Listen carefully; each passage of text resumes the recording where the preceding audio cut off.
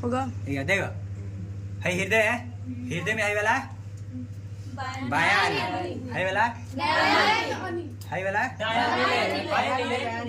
है वाला चार भाग है।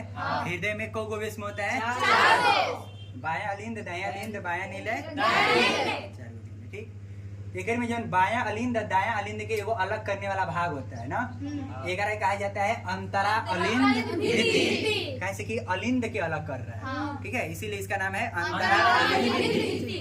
और ये दो निलय है, ये दोनों के अलग करने वाला जो नहीं दीवार है एक कहा जाता है अंतरा भित्ति, यानी इन निलय के अलग कर रहा है। तो अंतरा निलय भित्ति, अलिंद के अलग कर रहा है, इसीलिए अंतरा अलिंद भित्ति। ठीक है, अब जो हाई वाला है एक कहा जाता है महाशिरा ना, एक अग्र महाशिरा भी कह सकते हैं, और हाई वाला है पश्च महाशिरा। शिरा में केकर प्रभाव होता है अशुद्ध रक्त का, यानी कार्बन डाइऑक्साइड वाला रक्त का, यानी जो हीमोग्लोबिन कार्बन डाइऑक्साइड के साथ मिला रहता है उसका, यानी कार्बोक्सी हीमोग्लोबिन का, वो रक्त आता है पूरा शरीर से, मतलब छोटा महीन महीन शिराओं से होते हुए एगो मुख्य शिरा में आता है। वो मुख्य शिरा आगे चल के महाशिरा बनती है ना, यह महाशिरा के द्वारा ब्लड आता है दायां अलिंद में। ठीक है, दायां अलिंद में आता है। ऐजा होता है संकुचन, यानी ऐजा होता है दबाव, और उस संकुचन को कहा जाता है सिस्टोल। क्या कहा जाता है?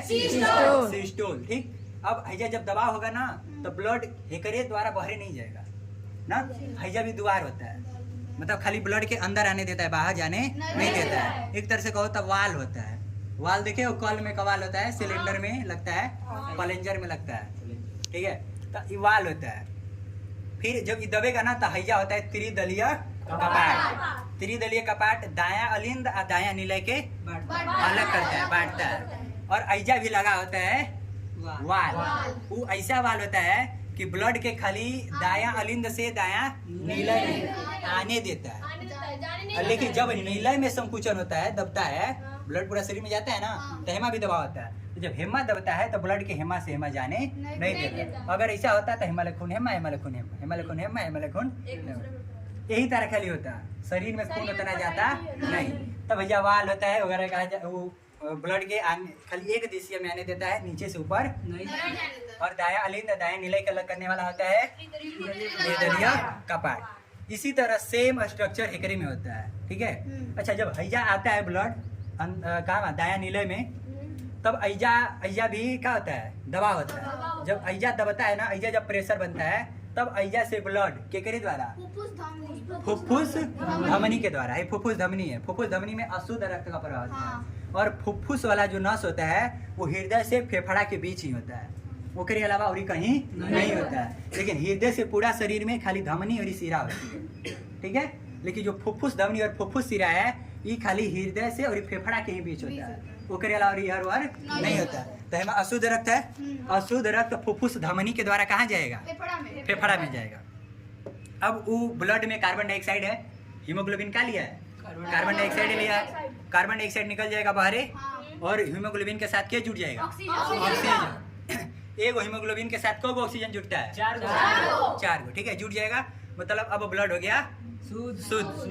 अब शुद्ध हो गया तो अब वजह से फुफ्फुस शिरा वाला पकड़ के नली वो कहाँ आएगा? बायां अलिंद। ठीक है, बायां अलिंद में आया, मतलब बायां अलिंद में आएगा। अब ऐजा का होगा? संकुचन, सिस्टोल होगा, सिस्टोल होगा, नीचवा होगा डायस्टोल, फैलेगा। तो नीचवा संकुचन होगा तो हेमा से ब्लड द्विदलीय कपाट के द्वारा ना, जो शुद्ध रक्त है द्विदलीय कपाट वाला रास्ता से कहाँ आएगा? बायां निलय में आएगा ना। और ईजा भी लगा रहता है वाल, वो अलगा करता है कि खाली ब्लड के नीचे आने देता है, ऊपर जाने नहीं देता है। ठीक है, तो अब ऐजा हेकर में आ गया।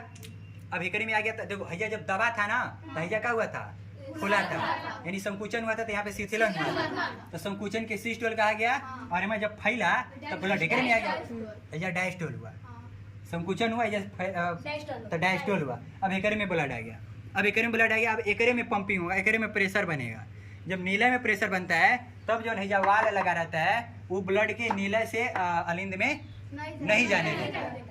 और जो रास्ता के द्वारा आया था ना, फुफ्फुस शिरा के द्वारा एकरे में ब्लड आया था, हेमा से भी बाहर नहीं जाने देता, ऐजा भी वाल लगा रहता है, बाहर नहीं जाने देता है। ठीक है, अब एकरे में आया एकर में प्रेशर बनेगा और ऐजा से ब्लड निकलेगा केकरे द्वारा, महाधमनी के द्वारा, ठीक है।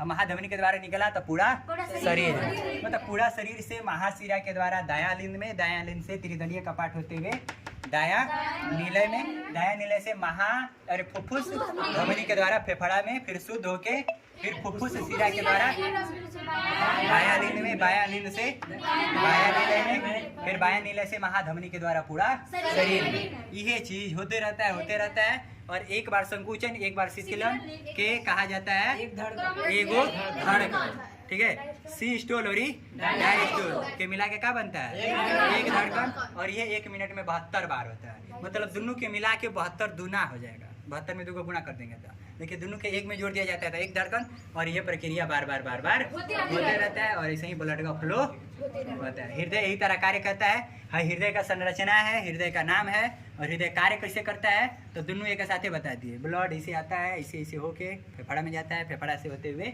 बायां से होते हुए नीलय से, नीलय में महाधमनी के द्वारा पूरा शरीर में। ये हो गया हृदय का कार्य विधि, ठीक है। समझ में आइला? चलो ठीक है।